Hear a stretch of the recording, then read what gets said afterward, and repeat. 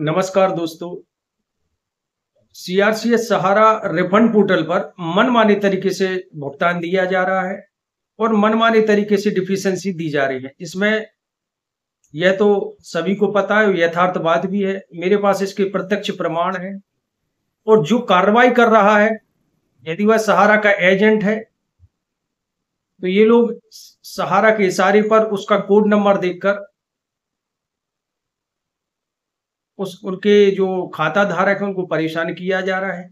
उनके दावों को या तो स्क्रूटनी एंड प्रोसेस या अंडर प्रोसेस किया जा रहा है।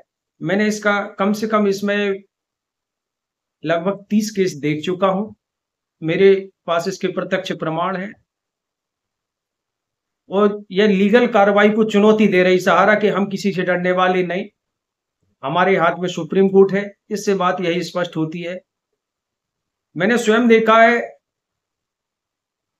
कि अक्टूबर 2024 के पुनः आवेदन करने के उपरांत, जिसे रिसबमिशन बोलते हैं अंग्रेजी में, वह दावे अभी तक है जो जानकारी मिल रही है चेक नहीं किए गए।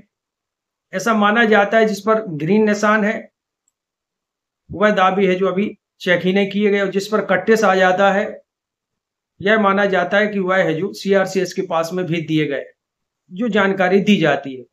तो मैंने देखा है कि 10वें मार्च 2024 के वह एजेंट जो लीगल कार्रवाई कर रहे हैं, जमाकर्ताओं के हित में लड़ रहे हैं, उनके जमाकर्ताओं को कोड नंबर देकर सहारा द्वारा सत्यापन नहीं किया जा रहा है, परेशान किया जा रहा है।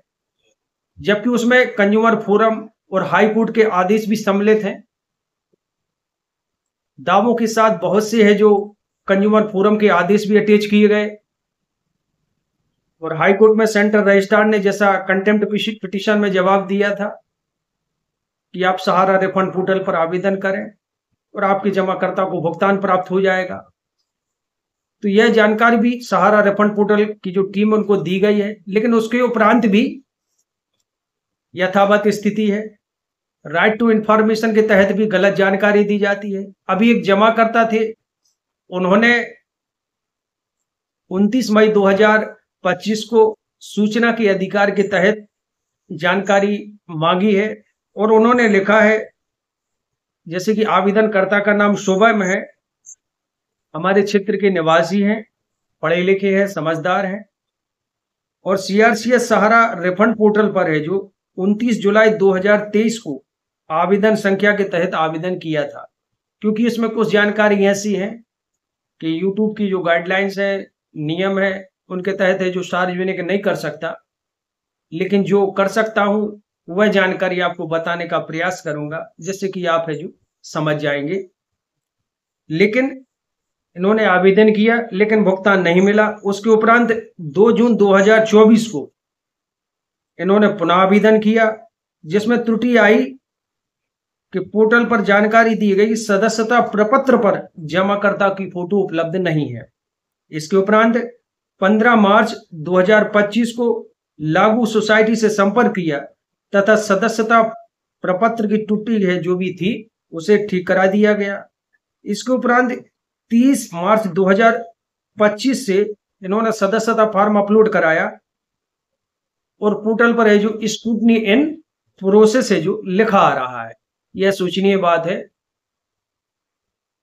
कि इन्होंने पुनः आवेदन भी किया और यह रिसबमिशन करने जा रहे थे तो वो स्क्रूटनी इन प्रोसेस दिख रहा है। सीआरसीएस सहारा रिफंड पोर्टल के नियम अनुसार है जो भुगतान की प्रक्रिया नियम अनुसार 45 दिन रखा गया है, लेकिन यह 45 दिन के नियम का पालन क्यों नहीं किया जा रहा है? एक वर्ष से अंडर प्रोसेस दिख रहे हैं या स्क्रूटनी इन प्रोसेस दिख रहे हैं। जब सीआरसीएस अपने ही नियम का पालन नहीं कर रही है पर जमाकर्ताओं से चाहती है छोटी छोटी सी डिफिशियंसी है,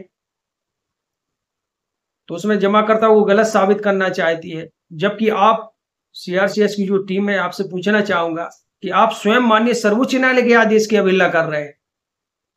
आपके द्वारा जो टीम समिति बनाई गई उसके नियम की गाइडलाइंस 45 दिन दी गई है, लेकिन उसका पालन आपके द्वारा नहीं किया जा रहा है।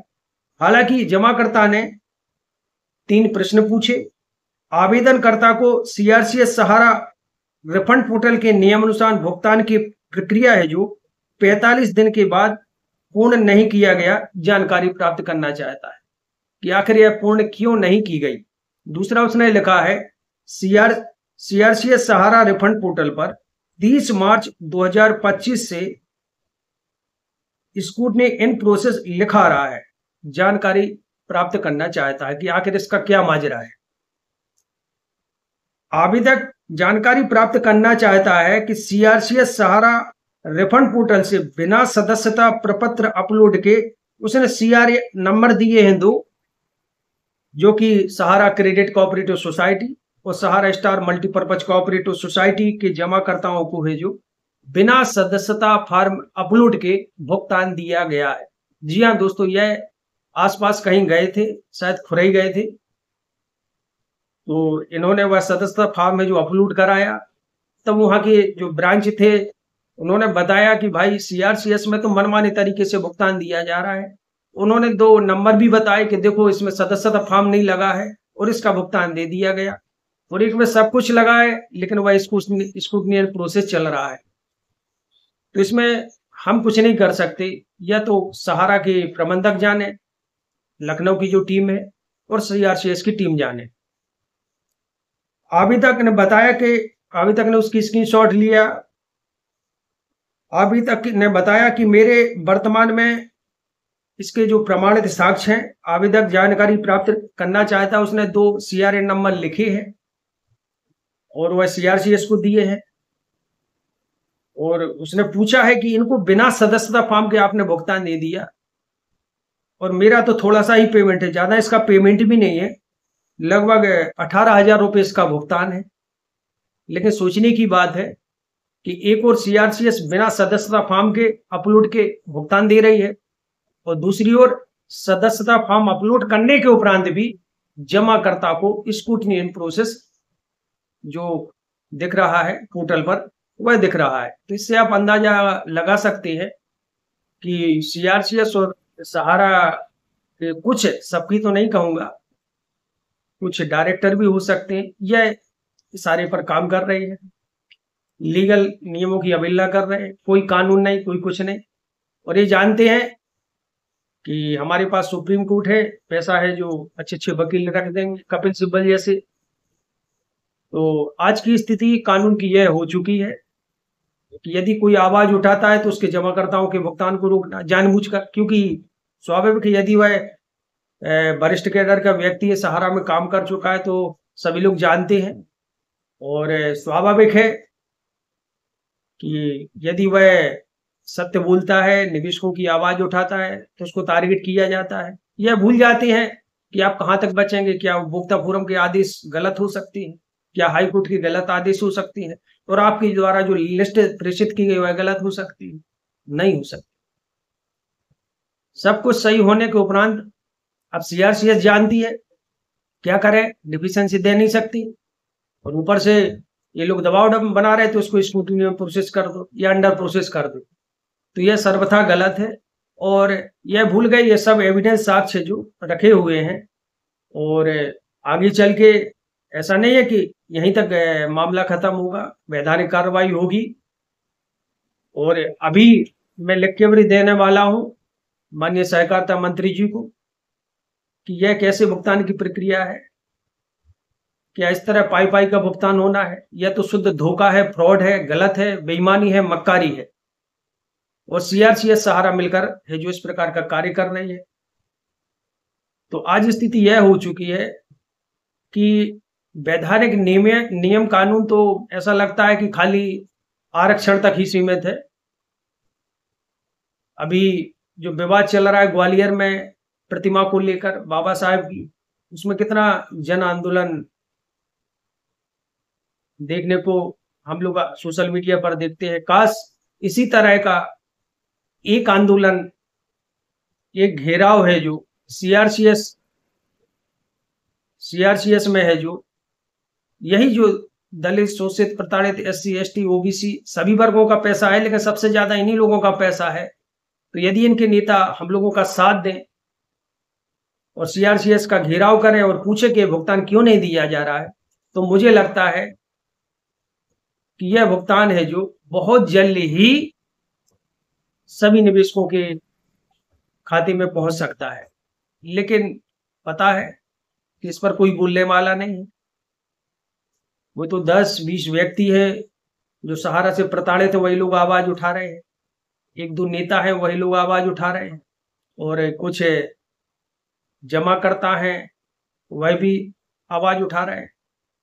बाकी जिन लोगों को आवाज उठाना चाहिए, छोटी छोटी सी बातों पर लेकर धरना प्रदर्शन हर चीज करते हैं, तो आज उनका कर्तव्य है कि जिस समाज ने तुम्हें उठाया है, जिसने बढ़ाया है,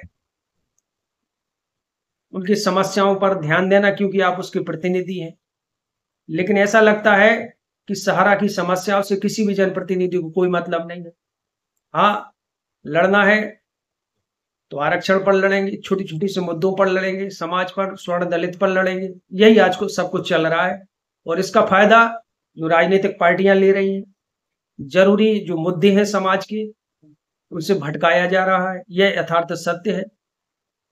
और आज स्थिति यह हो चुकी, संविधान संविधान चिल्लाती रहो और खुलेआम संवैधानिक संस्थाएं जो बनाई गई हैं, नियम कानून बनाए गए हैं, वो सीआरसीएस और सहारा मिलकर है जो उसके साथ खेल खेल रही है, नियमों की धज्जियां उड़ा रही है। हाई कोर्ट कंज्यूमर फोरम के आदेश का पालन नहीं कर रही है, लेकिन इस पर कोई नहीं बोलेगा। और यह सबसे बड़ी गलती कर रहे हैं, क्योंकि इसका आगामी परिणाम और भयानक होने वाला है। इससे यही स्पष्ट हो जाएगा कि लोकतंत्र अब नाम मात्र का बचा है, संवैधानिक संस्थाएं भी नाम मात्र की बची हैं। पूंजीपति व्यापारी वर्ग है जो जिस तरह इसको चलाना चाहते वह चला रहे हैं। तो आज यथार्थ बात जो थी मैंने आपको बताने का प्रयास किया। मेरे पास यह साक्ष्य है, कुछ गाइडलाइंस इस कारण हम इसको सार्वजनिक नहीं कर सकते, वरना मैं इसे सार्वजनिक भी कर देता। तो यह जानकारी थी और जो मैंने बताया वह यथार्थ सत्य, इसमें कोई बनावटी नहीं है। मेरे पास एविडेंस, साक्ष्य, प्रूफ है। मैं सभी, चाहे स्वर्ण हो या दलित हो या जो भी वर्ग से हो, उन नेताओं से निवेदन करूंगा कि आपका कर्तव्य है कि आप लोग हैं जो सहारा से प्रताड़ित निवेशकों की आवाज उठाएं, क्योंकि आप ही के हाथ में है। स्थिति भयानक होती जा रही है। हजारों व्यक्तियों द्वारा आत्महत्याएं कर ली गई, किसी की शादी टूट चुकी है, किसी का विवाह नहीं हो पा रहा है, किसी के उपचार हेतु पैसों की आवश्यकता है। बहुत सी समस्याएं जो भविष्य को देखते हुए जमाकर्ताओं ने अपना पैसा निवेश किया था, लेकिन उनको नहीं मिल पा रहा है। और यह रिफंड पोर्टल की प्रक्रिया इतनी जटिल है कि मोह चलाने के तो सोशल मीडिया पर कुछ भी चला दो कि पैसा लग रहा है, ये हो रहा है, लेकिन इसमें इतनी प्रक्रिया जटिल कर दी गई है कि आम आदमी को पैसा लेना बहुत ही मुश्किल है। तो आज यही स्थिति है, क्योंकि जब इसका आदेश आया था, मैंने पहले भी बताया था, डिजिटल ये शब्द जानबूझ के इस प्रकार जोड़ा गया था कि सभी को पता है कि जमाकर्ता जागरूक नहीं है, पढ़े लिखे नहीं है, और इस तरह की प्रणाली अपनाओ कि जिसमें से मुश्किल है कि 1-2% ही व्यक्ति पैसा ले पाए। तो यह सब स्थिति थी, मैंने आपको बताने का प्रयास किया। यह वीडियो पूर्ण करता हूं। जय हिंद, जय भारत।